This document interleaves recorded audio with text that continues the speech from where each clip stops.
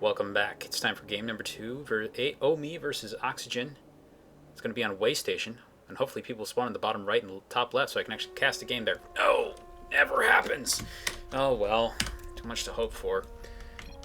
Anyway, let's see if I can actually do this correctly.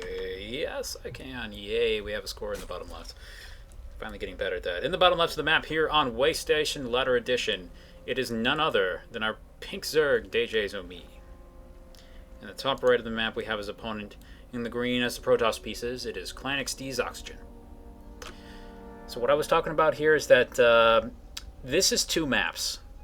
So Way Station is a lot like that other map that they used 2 seasons back that had forced cross spawns, but depending on where you spawned, you had a different game. Notice that if you spawn the bottom left and top right, your choke here is actually very small, as you can see up here.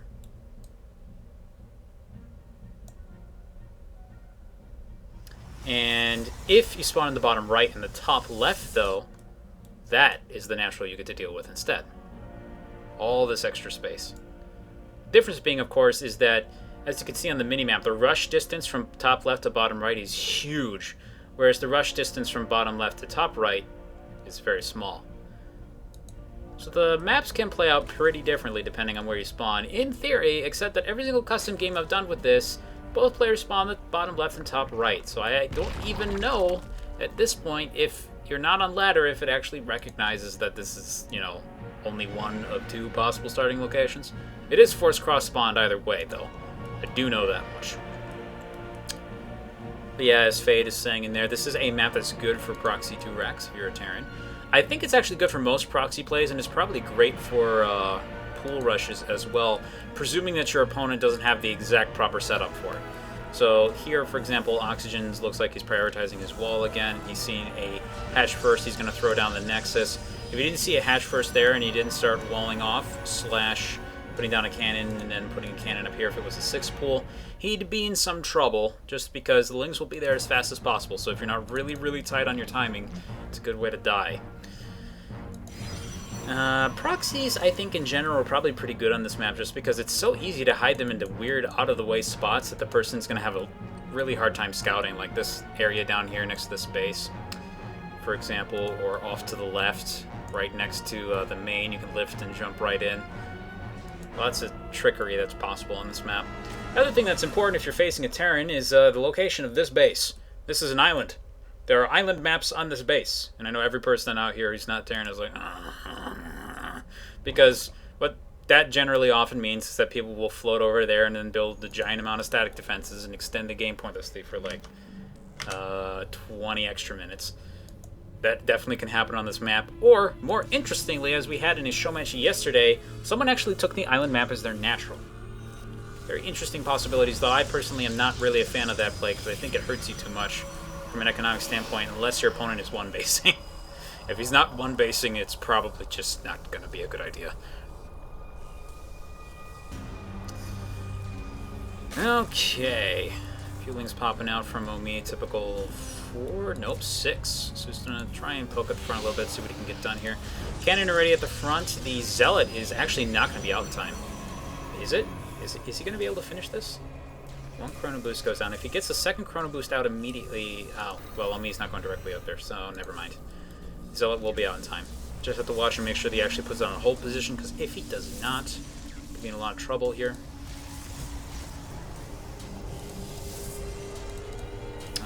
Yep, 2nd Zealot going to come out next.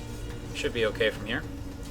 Back home, we have Omee's actually built up 8 more Lings, so this is a big signal that he's hoping to get something done. Building this many Lings early on cuts into your drone production and actually makes it a little bit difficult. Ah, Baneling bust. Now it makes sense. This is a very good move against a Protoss who has had very limited information, but it's especially good if you can see particular weaknesses in the Protoss's wall. In this situation, though, there are no pylons in the wall, so he's going to have to lose a lot of Banelings to really make a big hole here. Or he can throw them all at the units. That might work, actually. If it's only Zealots by the time that the Banelings get up here, which it probably won't be. Anyway, in the meantime, both players doing a good job building up their worker counts. Oxygen missing a couple probes here and there, but nothing too particularly bad. Nobody seems to be getting badly supply blocked either. at least not too much, and to the extent that they're equal. Twilight Council from Oxygen. So either he is thinking to go into maybe something a little crazy like DT Tech, or perhaps just going up into Zealot Archon as an overall plan for this game. Actually, it's probably a pretty good choice against Omee, as Omee is not a very... He doesn't typically go for Mutas. It's not something that you tend to see in much of his games. So the Zealot Archon style, which has a big problem dealing with that just because it isn't fast enough to really protect the base as well against the Mutas. But it is very, very good against a heavy Ling style like this. In the meantime, however, it looks like he's going to have to worry about this bust that's going to be starting here any second now. Should see a bunch of Banelings pop out. There's only 134 gas though, so he's only going to be able to make a handful of Banelings. I have to get a lot done with that. We'll click back over there once I see them pop up on the tab. And hey, Dark Shrine! Okay. Now, the only thing that I think Oxygen could be doing here is that he could put a proxy pylon up here. Ooh, he's going to try and hide one now. Ooh, it's going to run right past that Overlord. Does Omee see that? He definitely should, because it's running past another Overlord. He's just not paying attention because he's trying to scout. That could hurt a lot here. There isn't any detection tech so far back home. We have Lair just finished, so you can get an Overseer pretty quickly. But he's not actually doing that now. So 2 DTs getting into the base actually can do a lot of damage, and here comes the engagement. There's 1, 2, 3, 4, okay, 6. Is that 6? Why can't I count? 7. There we go. 7 Banelings at the front. We have, as long as these guys are actually on hold position, here we go! Huge amount of Banelings running forward to try and do some damage against this, going straight at the Zealots. 3 of them die immediately. Unfortunately, that Stalker's not in the right position. There we go. It does move into the correct spot, but unfortunately was not on hold position. So the Lings have just walked straight on in. And unfortunately, once the Lings get in with this strategy, it's very, very, very, very, very difficult to hold off from there. No warp gates have actually been... Wait, he has warp gate, but he hasn't researched it yet. No! More Lings are breaking in. He's still hanging out by the cannon, though, so for the most part, the damage here is actually being highly limited. And it looks like you're going to see a couple DTs warped in, either for defense or just elsewhere. That Baneling really should be helping out with this. It is not. And Oxygen does not take as much damage as he probably could have. Anyway, more Lings up at the front. There's going to be 1 gateway, 2 gateway put down, so he closes off the gap, so to speak. And until some more Banelings come out, there isn't really a lot that he can get done here. He's trying to push in, can't make it happen, loses a few more Lings for free. With these Banelings, though, he actually can rush this wall down fairly quickly just because it isn't too strong yet. The longer he waits, the harder this is going to be. In the meantime, DTs have been warped in back home over here at Omee's base. They have killed a total of 10 workers. And it's not done yet. He's just put down a Spore Crawler. That's going to get focused down pretty much immediately. Here comes an Overseer. He's going to try and engage against the DT. DT's not being microed. It's going to kill off the Queen. And nope, doesn't get the Queen. So that could have been actually about 4 or 5 different workers that went down there. Instead, there's a large number of DTs that just got warped in, have been killed off. Important thing, though, is that Oxygen has managed to stabilize back home. Okay. So let's look at the aftermath, guys. Incomes for both players are a little bit favoring the Protoss at the moment. The Zerg is at 39 to 30 workers, so not super great, not super terrible. It's pretty much about where he'd hoped to be. Did lose his gases at the natural. Actually, I'm not sure he ever took those. Never mind. I take that back. So he still has gas production up. He's trying to grab a third at a more far out position, just because I think Omee is trying to hide that a little bit from his opponent, or he's just thinking this is a slightly easier spot to defend. Regardless of how he's looking at it, he's going for that third. The Protoss, in the meantime, has a huge number of gateways and is now going into Void Rays. So this composition pretty much is just most likely going to be Zealot Void Ray. I don't think there's really much else you can do just because of limitations in terms of gas. Anyway, I think Omee is considering another move out here. I don't know if I like that idea so much. No, I think he's playing defensive. Just because pushing out right now is quite dangerous if you're going to have a base on the back of that. It can be done, but without some more knowledge of the composition he's using, I mean, you kind of have to hope that he's just going to give it away unless you want to sack a huge number of Banelings against the wall. It could go very, very badly. But yeah, macro hatchery at the front. Nice positioning here actually makes this a little bit of a choke. Could be a problem if Protoss goes for some Colossus tech here, but we're not seeing that anytime soon. So one of those like really super basic style. Oh, nice Overlord from Omee. Running in there, sees both the Void Rays, knows that he has to be somewhat concerned about that. And back home, we can see he's just going to stick with the Hydras for the most part. Don't see any other reaction from Omee. I think he's looking at this and going, I'll be fine. Anyway, in the meantime, we have 3 Zealots warping in and moving to the expansion at the top left. And we have a bunch more Zealots waiting down here for the reaction from Omee, so he can actually just engage into this location here. He's going to move in, though, and find 4 Banelings, so I think Omee's probably going to be fine unless he just runs all the Banelings away, in which case this is going to do an incredible amount of damage. Here we go. Zealots have been cleaned up at the top here. I think that only got maybe 1 worker, though. In the meantime, we have, it looks like the Zealots are just going to hang out here and do whatever damage they can. He's trying to chase down the Queens by the look of it. Banelings are going to get to the front, though, and they're just going to vaporize the Zealots real nicely. Total of 16 workers been killed off by the Protoss. And this one last Zealot is just going to hang out, weaken the hatchery a little bit. It's too bad he didn't go for these Spore Crawlers right here. Just taking care of some of that detection would have allowed him to focus down the hatchery potentially. Do some damage up here as well.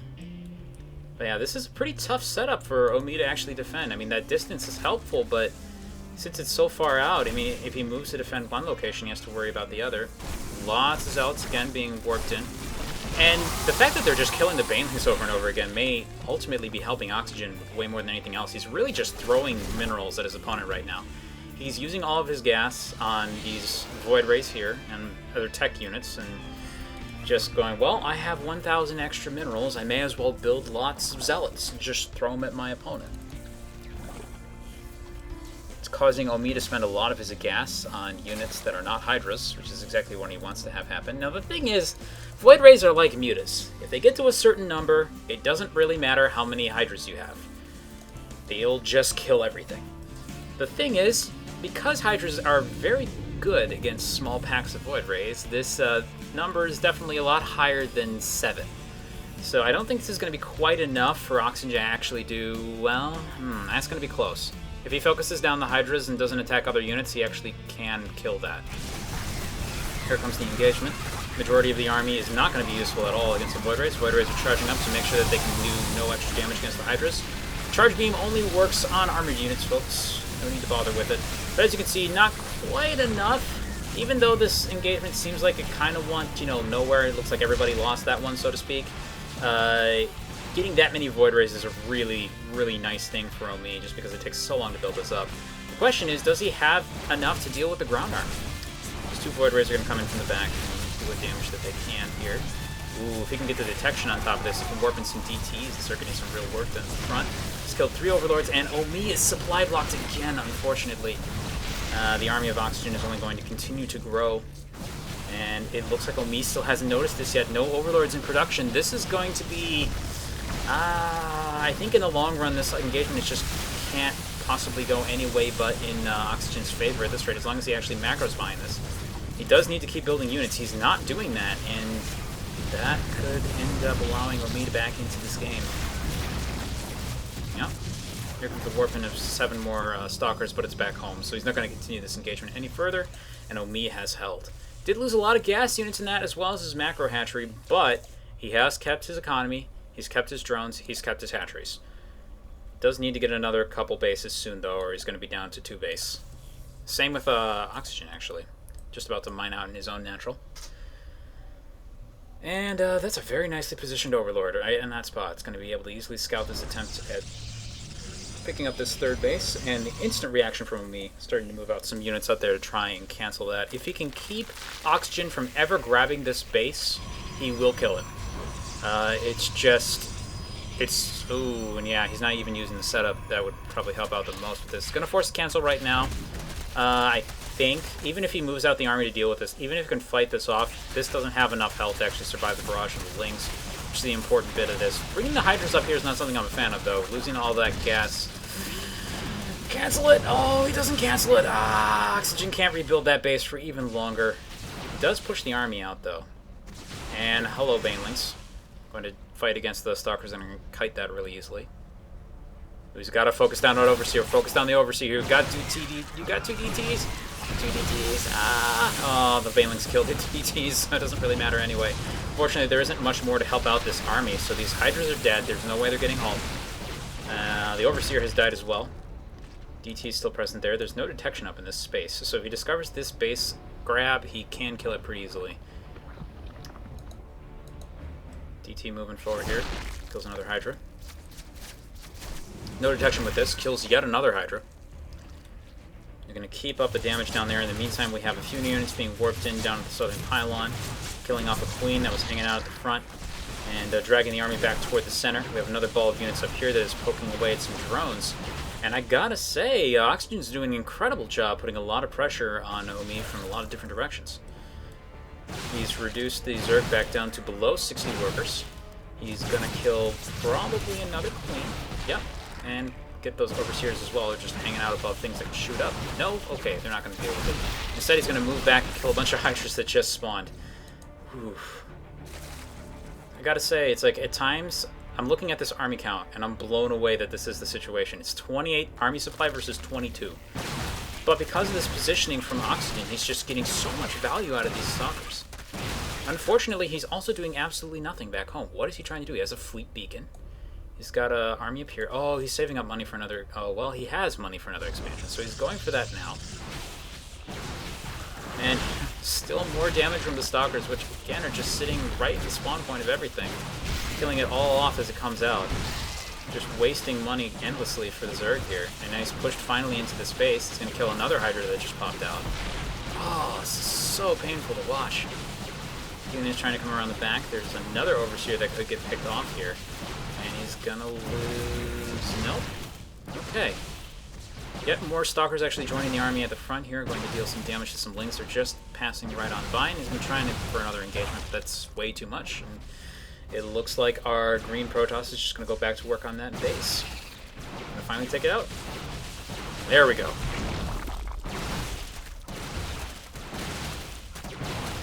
This is a really... Yeah, okay. All these drones are going to die. He's going to try and just bring everything to deal with this. Even if he does kill off this army now, it's more than paid for itself. Several times over. Especially just how much... Killing the detection over and over again. Killing all these extremely expensive Hydras. Oxygen really doesn't even need to bother microing this. I think it was... Probably could have killed most of those Hydras if he hadn't. But oh well. More Stalkers being warped in at the front, and not much macro apparently happened on the back of that. Oxygen's really, really mineral starved at the moment. He's moving some units up here to help defend this, but he doesn't have that nice setup that helps to deal with Ling run-bys.